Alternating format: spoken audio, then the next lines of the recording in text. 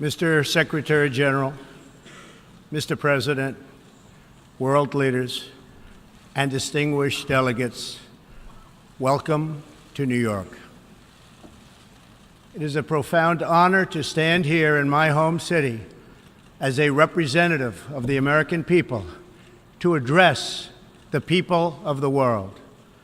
As millions of our citizens continue to suffer the effects of the devastating hurricanes that have struck our country, I want to begin by expressing my appreciation to every leader in this room who has offered assistance and aid. The American people are strong and resilient, and they will emerge from these hardships more determined than ever before. Fortunately, the United States has done very well since Election Day last November 8th. The stock market is at an all-time high, a record. Unemployment is at its lowest level in 16 years, and because of our regulatory and other reforms, we have more people working in the United States today than ever before. Companies are moving back, creating job growth the likes of which our country has not seen in a very long time. And it has just been announced that we will be spending almost $700 billion on our military and defense. Our military will soon be the strongest it has ever been. For more than 70 years, in times of war and peace, the leaders of nations, movements, and religions have stood before this assembly. Like them, I intend to address some of the very serious threats before us today, but also the enormous potential waiting to be unleashed. We live in a time of extraordinary opportunity. Breakthroughs in science, technology, and medicine are curing illnesses and solving problems that prior generations thought impossible to solve. But each day also brings news of growing dangers that threaten everything we cherish and value. Terrorists and extremists have gathered strength and spread to every region of the planet. Rogue regimes represented in this body not only support terrorists, but threaten other nations and their own people with the most destructive weapons known to humanity. Authority and authoritarian powers seek to collapse the values, the systems, and alliances that prevented conflict and tilted the world toward freedom since World War II. International criminal networks traffic drugs, weapons, people, force dislocation and mass migration, threaten our borders, and new forms of aggression exploit technology to menace our citizens. To put it simply, we meet at a time of both immense promise and great peril. It is entirely up to us whether we lift the world to new heights or let it fall into a valley of disrepair. We have it in our power, should we so choose, to lift millions from poverty, to help our citizens realize their dreams, and to ensure that new generations of children are raised free from violence, hatred, and fear. This institution was founded in the aftermath of 2 world wars to help shape this better future. It was based on the vision that diverse nations could cooperate to protect their sovereignty, preserve their security, and promote their prosperity. It was in the same period, exactly 70 years ago, that the United States developed the Marshall Plan to help restore Europe. Those 3 beautiful pillars, they're pillars of peace, sovereignty, security, and prosperity. The Marshall Plan was built on the noble idea that the whole world is safer when nations are strong independent, and free. As President Truman said in his message to Congress at that time, our support of European recovery is in full accord with our support of the United Nations. The success of the United Nations depends upon the independent strength of its members. To overcome the perils of the present and to achieve the promise of the future, we must begin with the wisdom of the past. Our success depends on a coalition of strong and independent nations that embrace their sovereignty to promote security, prosperity, and peace for themselves and for the world.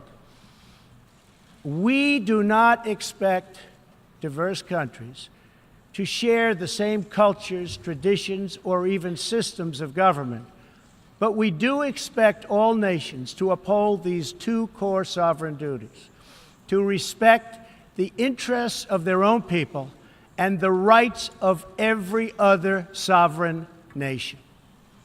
This is the beautiful vision of this institution, and this is the foundation for cooperation and success. Strong sovereign nations let diverse countries with different values, different cultures, and different dreams not just coexist, but work side by side on the basis of mutual respect. Strong sovereign nations let their people take ownership of the future and control their own destiny. And strong sovereign nations allow individuals to flourish in the fullness of the life intended by God.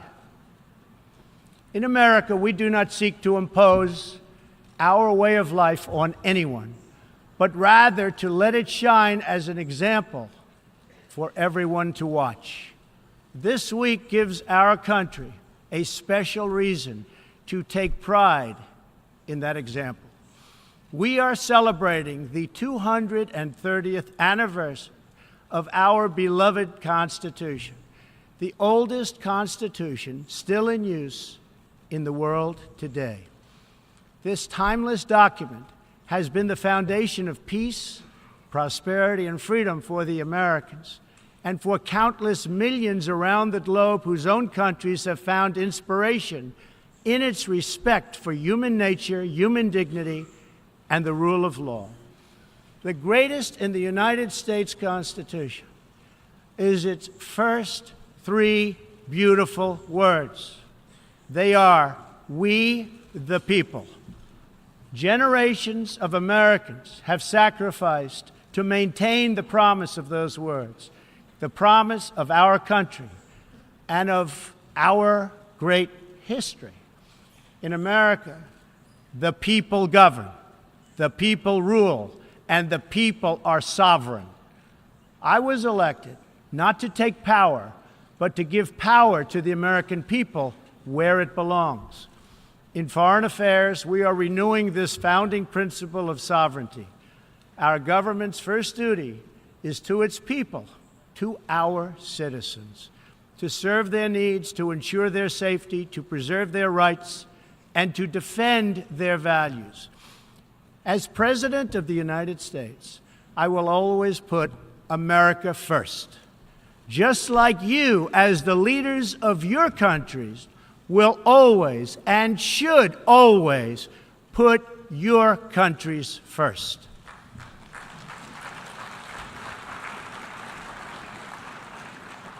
All responsible leaders have an obligation to serve their own citizens, and the nation-state remains the best vehicle for elevating the human condition. But making a better life for our people also requires us to work together in close harmony and unity to create a more safe and peaceful future for all people. The United States will forever be a great friend to the world, and especially to its allies. But we can no longer be taken advantage of or enter into a one-sided deal where the United States gets nothing in return. As long as I hold this office, I will defend America's interests above all else, but in fulfilling our obligations to our own nations, we also realize that it's in everyone's interest to seek a future where all nations can be sovereign, prosperous, and secure. America does more than speak for the values expressed in the United Nations Charter. Our citizens have paid the ultimate price to defend our freedom and the freedom of many nations represented in this great hall. America's devotion is measured on the battlefields where our young men and women have fought and sacrificed alongside of our allies. From the beaches of Europe to the deserts of the Middle East to the jungles of Asia.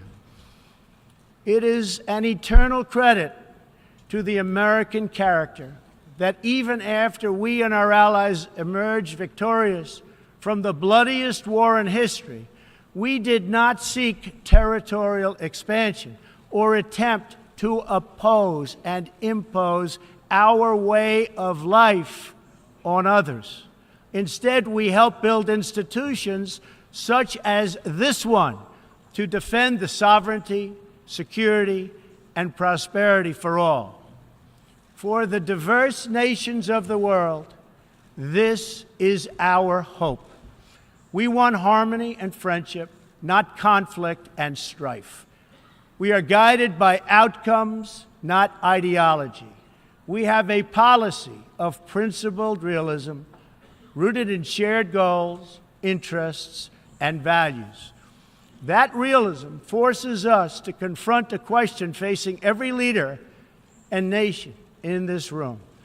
It is a question we cannot escape or avoid. We will slide down the path of complacency, numb to the challenges, threats, and even wars that we face. Or do we have enough strength and pride to confront those dangers today so that our citizens can enjoy peace and prosperity tomorrow? If we desire to lift up our citizens, if we aspire to the approval of history, then we must fulfill our sovereign duties to the people we faithfully represent. We must protect our nations, their interests, and their futures. We must reject threats to sovereignty from the Ukraine to the South China Sea. We must uphold respect for law, respect for borders, and respect for culture, and the peaceful engagement these allow. And just as the founders of this body intended, we must work together and confront together those who threaten us with chaos, turmoil, and terror. The scourge of our planet today is a small group of rogue regimes that violate every principle on which the United Nations is based. They respect neither their own citizens nor the sovereign rights of their countries. If the righteous many do not confront the wicked few, then evil will triumph. When decent people and nations become bystanders to history, the forces of destruction only gather power and strength. No one has shown more contempt for other nations and for the well-being of their own people than the depraved regime in North Korea. It is responsible for the starvation deaths of millions of North Koreans and for the imprisonment, torture, killing, and oppression of countless more. We were all witness to the regime's deadly abuse when an innocent American college student, Otto Warmbier, was returned to America only to die a few days later. We saw it in the assassination of the dictator's brother using banned nerve agents in an international airport. We know it kidnapped a sweet 13-year-old Japanese girl from a beach in her own country to enslave her as a language tutor for North Korea's spies. If this is not twisted enough, now North Korea's reckless pursuit of nuclear weapons and ballistic missiles threatens the entire world with unthinkable loss of human life. It is an outrage that some nations would not only trade with such a regime, but would arm, supply, and financially support a country that imperils the world with nuclear conflict. No nation on earth has an interest in seeing this band of criminals arm itself with nuclear weapons and missiles. The United States has great strength and patience, but if it is forced to defend itself or its allies, we will have no choice but to totally destroy North Korea. Rocket Man is on a suicide mission for himself and for his regime. The United States is ready, willing, and able, but hopefully this will not be necessary. That's what the United Nations is all about. That's what the United Nations is for. Let's see how they do. It is time for North Korea to realize that the denuclearization is its only acceptable future. The United Nations Security Council recently held 2 unanimous 15-0 votes adopting hard-hitting resolutions against North Korea, and I want to thank China and Russia for joining the vote to impose sanctions, along with all of the other members of the Security Council. Thank you to all involved.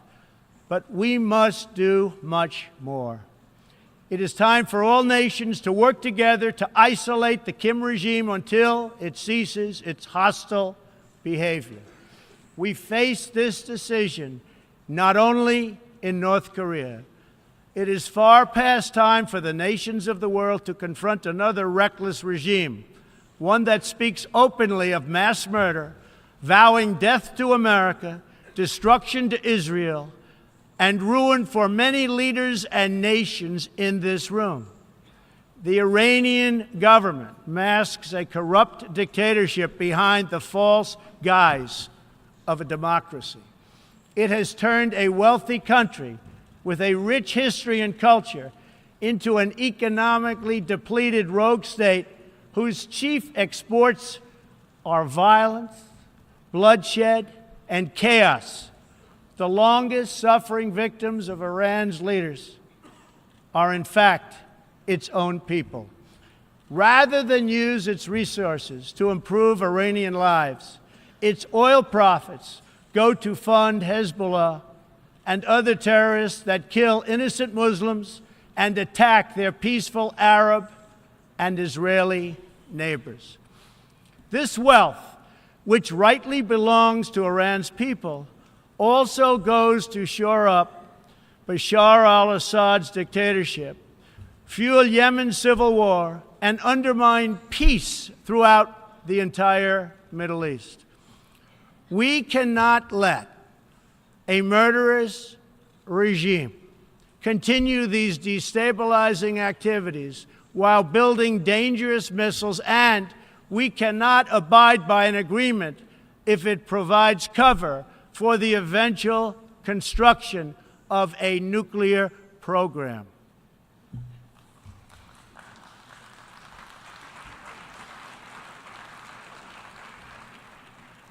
The Iran deal was one of the worst and most one-sided transactions the United States has ever entered into. Frankly, that deal is an embarrassment to the United States, and I don't think you've heard the last of it, believe me. It is time for the entire world to join us in demanding that Iran's government end its pursuit of death and destruction. It is time for the regime to free all Americans and citizens of other nations that they have unjustly detained. And above all, Iran's government must stop supporting terrorists, begin serving its own people, and respect the sovereign rights of its neighbors. The entire world understands that the good people of Iran want change. And other than the vast military power of the United States, that Iran's people are what their leaders fear the most. This is what causes the regime to restrict internet access, tear down satellite dishes, shoot unarmed student protesters, and imprison political reformers. Oppressive regimes cannot endure forever, and the day will come when the people will face a choice. Will they continue down the path of poverty, bloodshed, and terror? Or will the Iranian people return to the nation's proud roots as a center of civilization, culture, and wealth, where their people can be happy and prosperous once again? The Iranian regime's support for terror is in stark contrast to the recent commitments of many of its neighbors to fight terrorism and halt its financing. In Saudi Arabia early last year, I was greatly honored to address the leaders of more than 50 Arab and Muslim nations. We agreed that all responsible nations must work together to confront terrorists and the Islamic extremism that inspires them. We will stop radical Islamic terrorism because we cannot allow it to tear up our nation and indeed to tear up the entire world. We must deny the terrorists safe haven, transit, funding, and any form of support for their vile and sinister ideology. We must drive them out of our nations. It is time to expose and hold responsible those countries who support and finance terror groups like Al-Qaeda, Hezbollah, the Taliban, and others that slaughter innocent people. The United States and our allies are working together throughout the Middle East to crush the loser terrorists and stop the reemergence of safe havens they use to launch attacks on all of our people. Last month, I announced a new strategy for victory in the fight against this evil in Afghanistan. From now on, our security interests will dictate the length and scope of military operations, not arbitrary benchmarks and timetables set up by politicians. I have also totally changed the rules of engagement in our fight against the Taliban and other terrorist groups. In Syria and Iraq, we have made big gains toward lasting defeat of ISIS. In fact, our country has achieved more against ISIS in the last 8 months than it has in many, many years combined. We seek the de-escalation of the Syrian conflict and a political solution that honors the will of the Syrian people. The actions of the criminal regime of Bashar al-Assad, including the use of chemical weapons against his own citizens, even innocent children, shock the conscience of every decent person. No society can be safe if banned chemical weapons are allowed to spread. That is why the United States carried out a missile strike on the airbase that launched the attack. We appreciate the efforts of the United Nations agencies that are providing vital humanitarian assistance in areas liberated from ISIS, and we especially thank Jordan, Turkey, and Lebanon for their role in hosting refugees from the Syrian conflict. The United States is a compassionate nation and has spent billions and billions of dollars in helping to support this effort. We seek an approach to refugee resettlement that is designed to help these horribly treated people and which enables their eventual return to their home countries to be part of the rebuilding process. For the cost of resettling one refugee in the United States, we can assist more than 10 in their home region. Out of the goodness of our hearts, we offer financial assistance to hosting countries in the region, and we support recent agreements of the G20 nations that will seek to host refugees as close to their home countries as possible. This is the safe, responsible, and humanitarian approach. For decades, the United States has dealt with migration challenges here in the Western Hemisphere.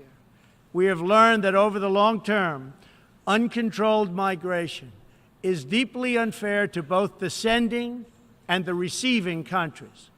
For the sending countries, it reduces domestic pressure to pursue needed political and economic reform, and drains them of the human capital necessary to motivate and implement those reforms.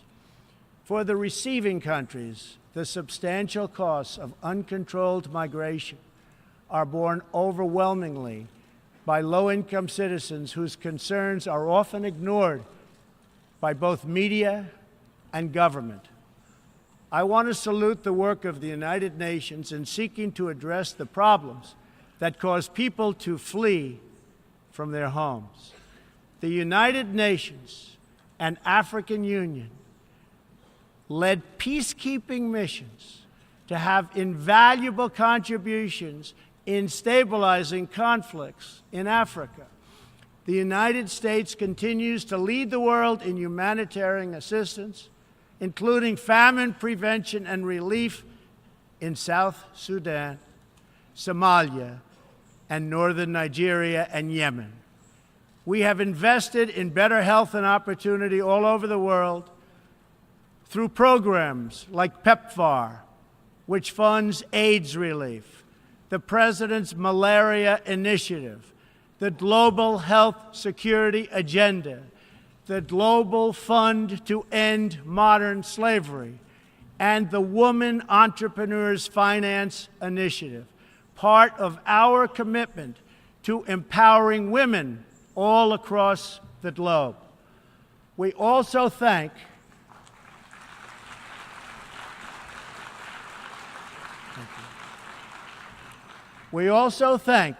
the Secretary General for recognizing that the United Nations must reform if it is to be an effective partner in confronting threats to sovereignty, security, and prosperity.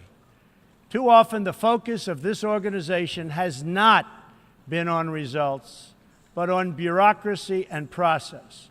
In some cases, states that seek to subvert this institution's noble aims have hijacked the very systems that are supposed to advance them.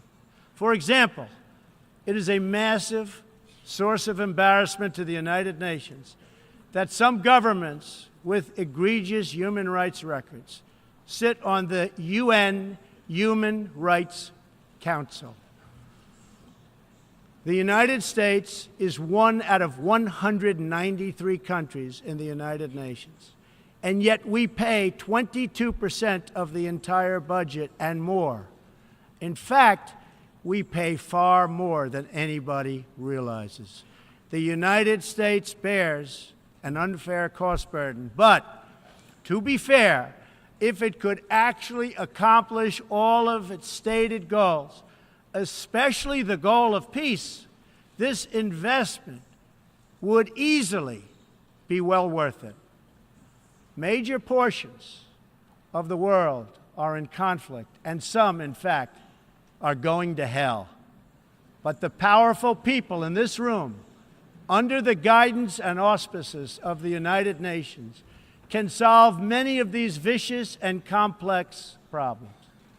The American people hope that one day soon the United Nations can be a much more accountable and effective advocate for human dignity and freedom around the world. In the meantime, we believe that no nation should have to bear a disproportionate share of the burden, militarily or financially. Nations of the world must take a greater role in promoting secure and prosperous societies in their own regions. That is why in the Western Hemisphere, the United States has stood against the corrupt, destabilizing regime in Cuba and embraced the enduring dream of the Cuban people to live in freedom.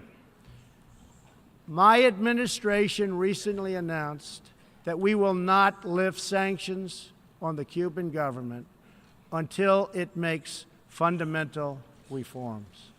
We have also imposed tough, calibrated sanctions on the socialist Maduro regime in Venezuela, which has brought a once thriving nation to the brink of total collapse.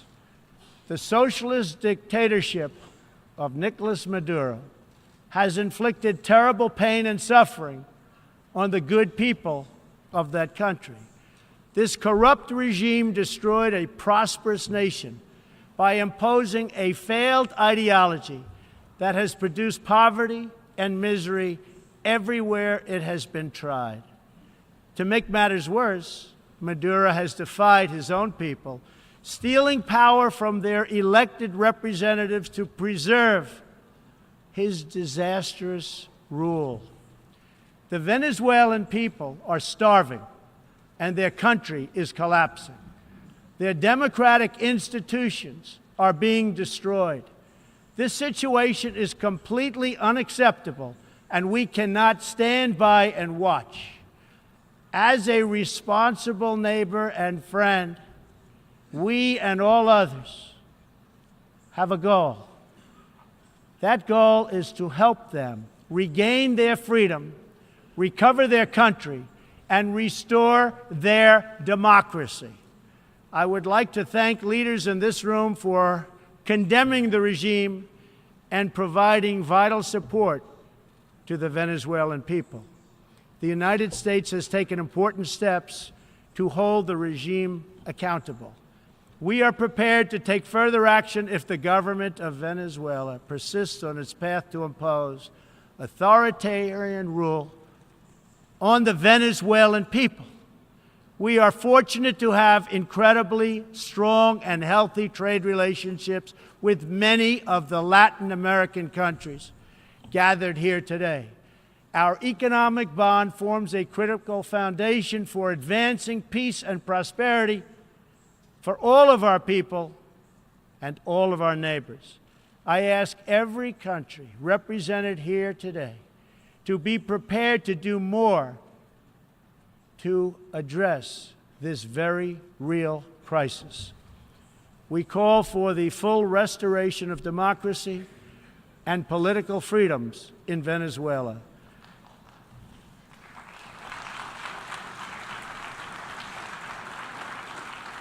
The problem in Venezuela is not that socialism has been poorly implemented, but that socialism has been faithfully implemented.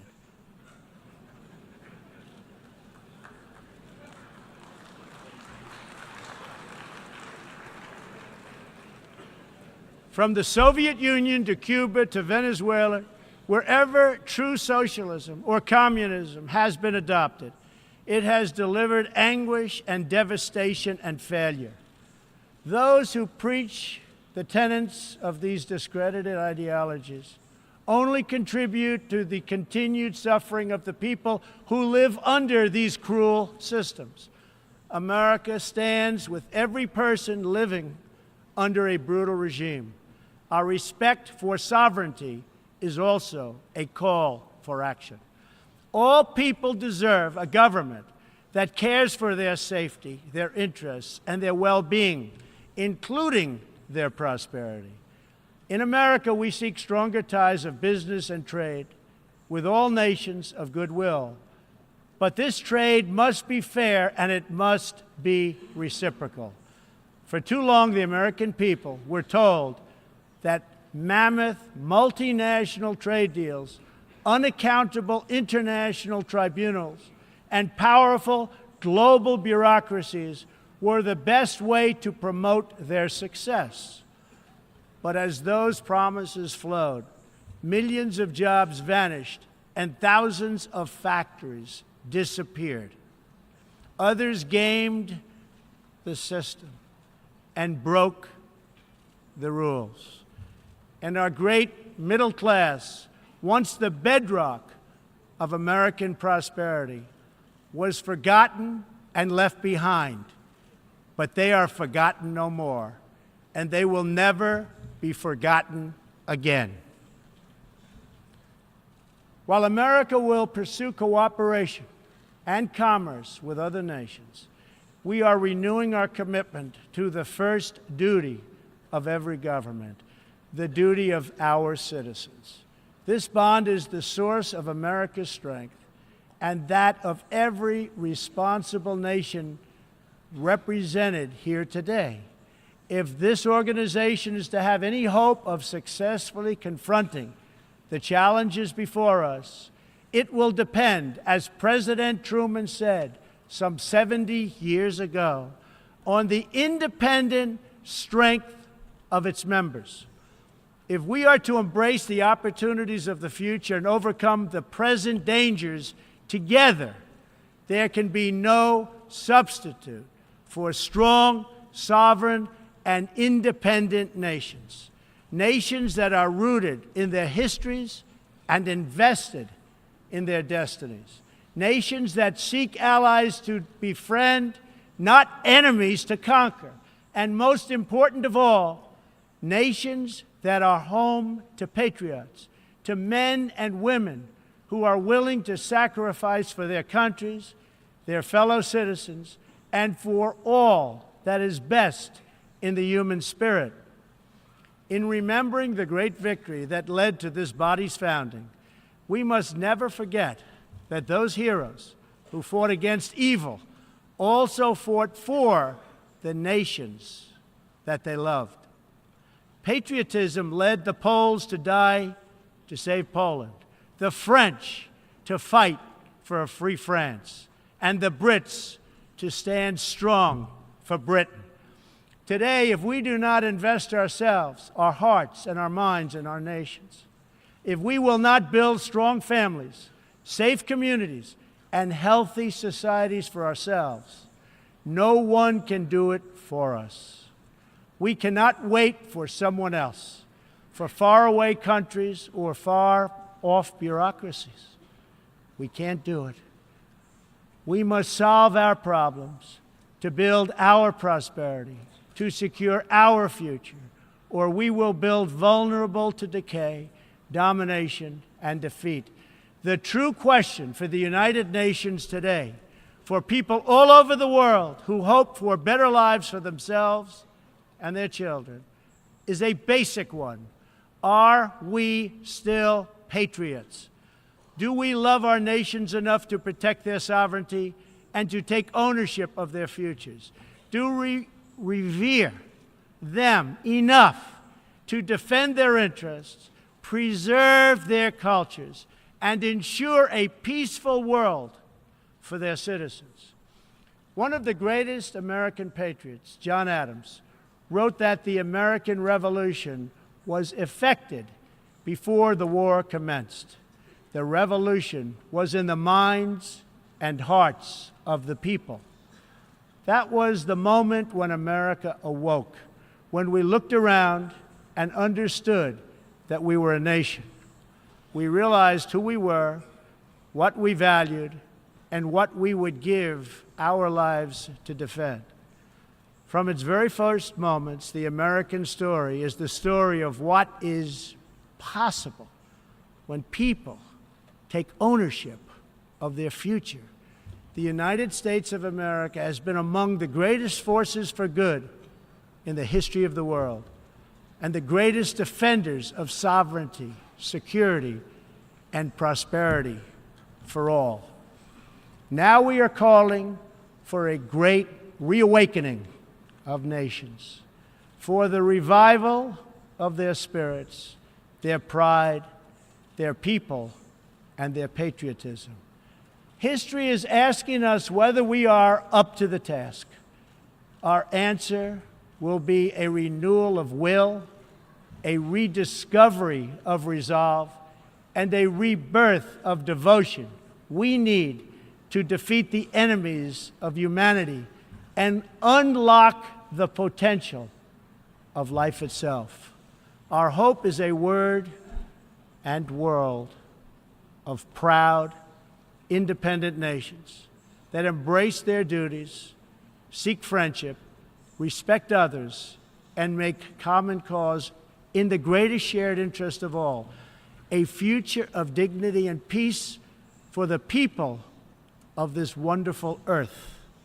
This is the true vision of the United Nations, the ancient wish of every people, and the deepest yearning that lives inside every sacred soul. So let this be our mission, and let this be our message to the world. We will fight together, sacrifice together, and stand together for peace, for freedom, for justice, for family, for humanity, and for the Almighty God who made us all. Thank you. God bless you. God bless the nations of the world, and God bless the United States of America. Thank you very much.